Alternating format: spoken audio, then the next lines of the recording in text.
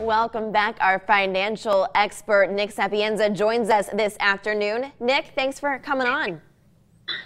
Good to be back. Thanks for having me. Absolutely. So the topic we are discussing today is the major risks that investors or people tend to ignore or disregard.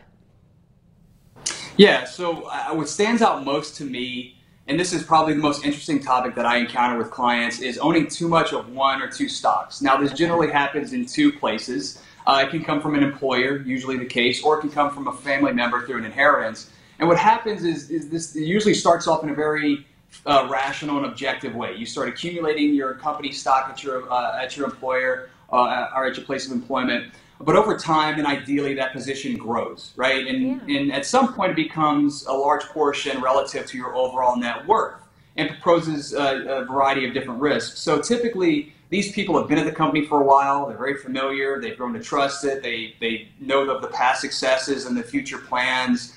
They're really in tune with the C-suite, or they're in the C-suite, for example. So it tends to feel, for them at least, more foolish than not to sell that stock, right? So what happens is they're often discounting the risks that are involved, and they're undermining the role of luck in the equation. So when it comes to the other side of the transaction, it can get messy. And look, we're human. We tend to make emotional and rational decisions with our money. So it's a tough conversation to have, but it's a really necessary one, and it's why our clients work with us. Here's the reality, and this is a quote from Northern Trust. Most individual stocks carry a level of risk that is both uncompensated and diversifiable. What that means is that the risk-reward scenario is basically upside down, and it can be easily avoided. In fact, they looked at all stocks in the Russell 3000, which represents 98% of the U.S. stock market, and what they found was that the median stock not only carried 3 times the amount of risk as the index, but it also underperformed. So you were taking on excess risk and not achieving all of that return over the lifetime of maybe that stock's performance. Now, this is a subset of over 13,000 stocks over a period of 30 years, so it's a lot of data. They also found that over 40% of all stocks suffered a permanent catastrophic loss in excess of 70%. So obviously, this can have a huge detriment to your future financial plans.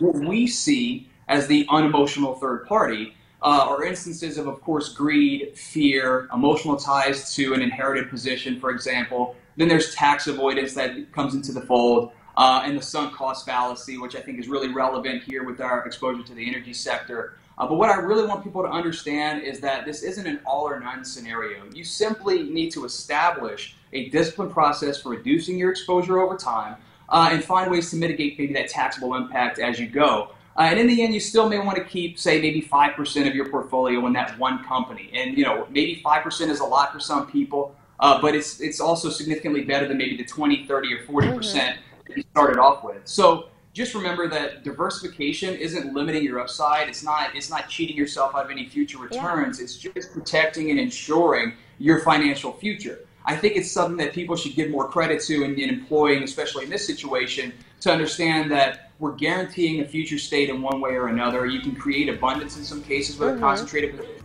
or you can create scarcity. So from my view, it's likely to undermine those long-term goals that a lot of my clients have. Their goals aren't to own a lot of Exxon or a lot of Apple. It's nice at times, but the goal is really to take care of their family, right? Travel more and not have to worry about running out of money. So, well, Nick, I'm sorry, I have to stop you right there. We're out of time, but don't worry. Nick's going to be back next week to continue this thought. It was great information that you shared with us. We got to check in with Adam.